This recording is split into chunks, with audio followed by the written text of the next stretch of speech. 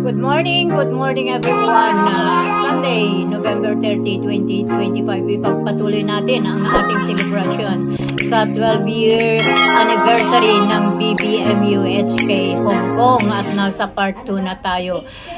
Gusto ko lang ipaalam sa inyo mga friends na nakapiright ako doon sa part 1 nito doon sa Lawiswis, Kawayan ang kanta na yun. No matter HK, no matter Hong Kong, no matter chapter, we are all supporters of the president.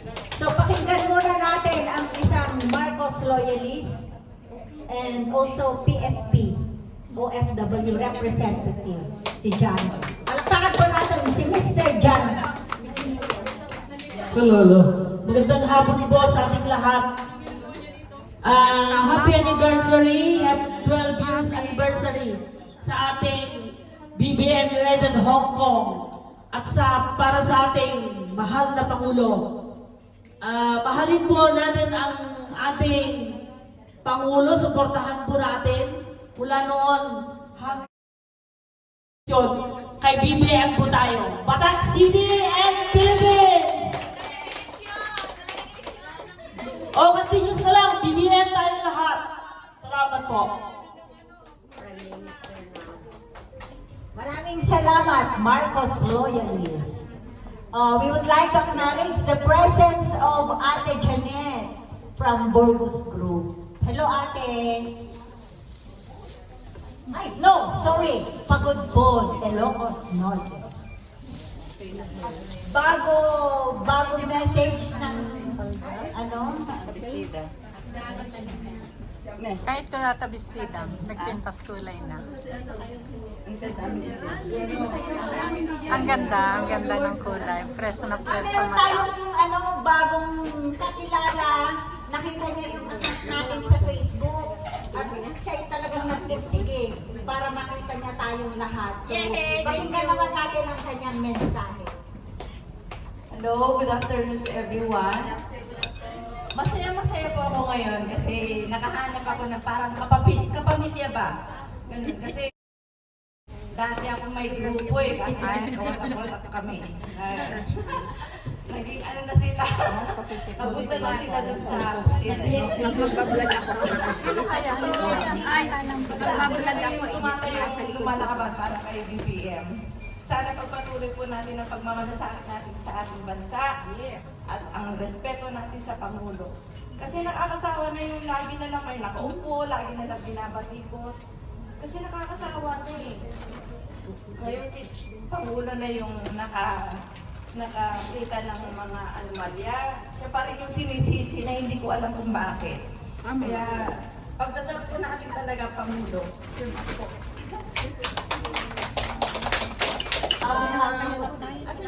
Happy 12th anniversary of BBMU, and thanks for the wonderful woman who always be here to have this BBMU reunion in Hong Kong. Thank you very much, Madam, for your patience to bring us for this affair. Thank you. Thank you.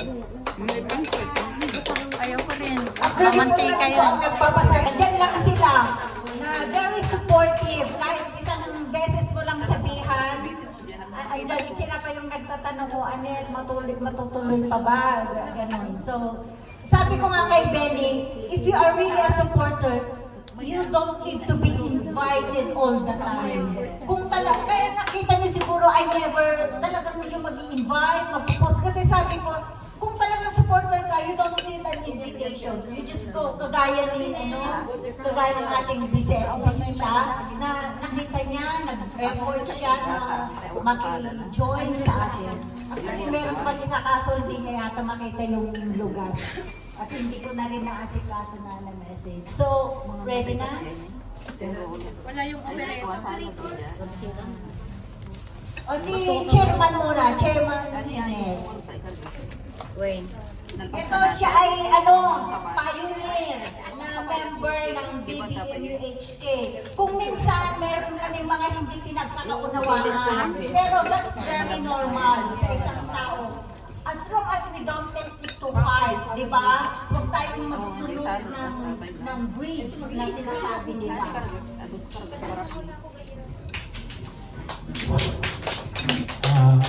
Magandang hapon po sa atin lahat mga ka-BBM. Tulad nga po nung sinabi ng ating mahal na chairwoman, Annette Ho. Di ba yung apelido pa lang niya may pag-asa na, di ba? Kaya tong BBMHK, habang mayroong Marcos po na tumatayo na naninindigan para sa ating inang bayan, ating suportahan ng Marcos family. Dahil ang ginagawa po ng Marcos administration, hindi naman siguro bulag o ano, yung ginagawa niya ay para sa kapakanan ng mga Pilipino. Magkakaiba man po ng kulay, ibig sabihin yung political, pero ginagawa niya, pinagkakaisa niya para umangat ang ating inang bayan. Dahil kahit ano yung ginagawa nila na pagpabagsak sa kanya, pero nandyan ang Panginoon na gumagabay sa kanya. Kasi lahat ng pagsubok, kung ikaw tinalikuran mo ang Panginoon, tulad ng ginawa ng nakaraang administrasyon, talagang lulubog ka. Pero ang Panginoon, itinataas niya ang pangalan ng ating mahal na Pangulo dahil ang ating mahal na Pangulo ay Wag mo na. inaangat ng ating mahal na natin at pag-iusap, supportan po natin ang ating mahal na Pangulo. Ano yan? Tagumpay ng Pangulo, tagumpay ng bawat Pilipino. Diba? Supportan natin ang bagong Pilipinas. Happy 12th anniversary, BBMHK. Ito po yung Mamaya. isa yung kinikilalang tumayo ng Marcos Group nung panahon ng election po. Mamaya na lang, ako na lang mamili. 12th anniversary, BBMHK. Maraming salamat, Chairman Hiner. Ano, ready Ay, na may ba? halo-halo pala. May halo-halo. Ay, yun. The best. Kasi kung Marami tayong mga singers na kasama ay hindi pwede na hindi sila kakanta. Pero kailangan din natin samahan sila. Hello, mabuhay PBBM. Alam mo ba na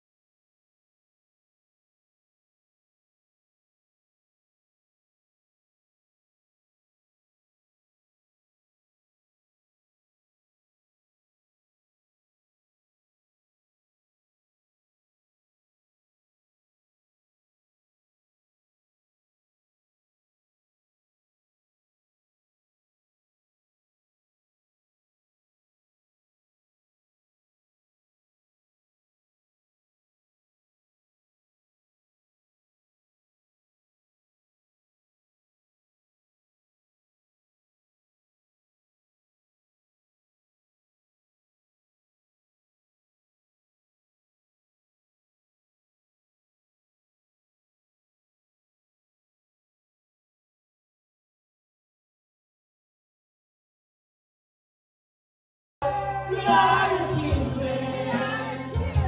We are the ones who make a brighter day. So let's start giving. There's some choice we're making. We're saving all our lives. It's truly a better day. That's you and me. We are the world. We are the children. We are the ones who make a brighter. We love you, baby. Mabuhay! Thank you.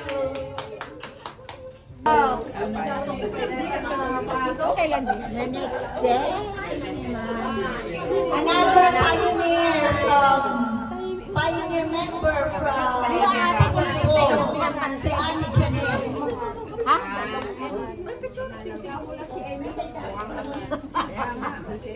Teka, duwa kayo garo sa picture. Di naman ako tuway minalaw niya. Pero kasi ka. Wala. Ayan, hindi ka na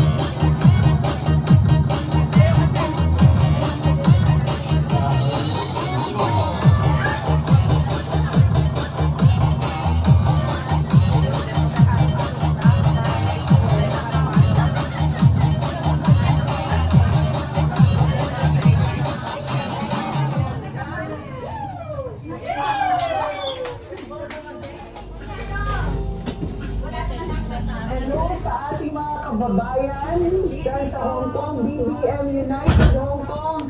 Ano ba, happy anniversary, 12 years na. Dito pa kayo sa Junel's Resto Bar.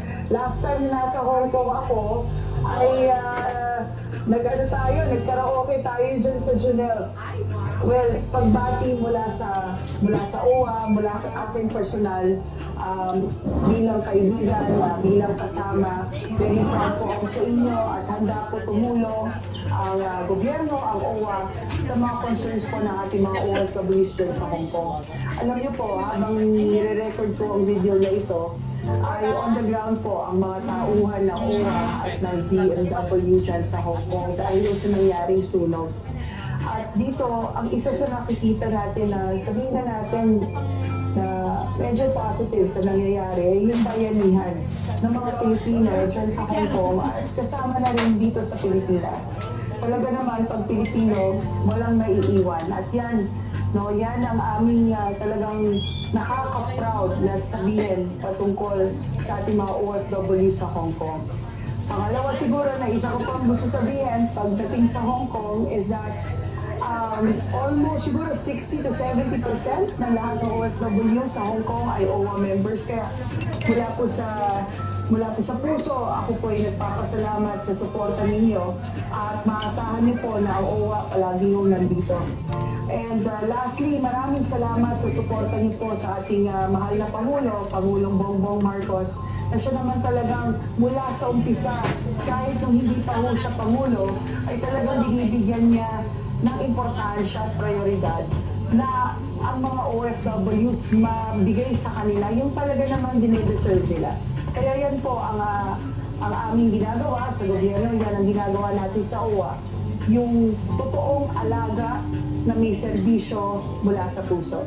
Happy anniversary po mga kaibigan, mga bagong bayani BBM United Hong Kong. Thank you everyone. See you in my next video. I love you all.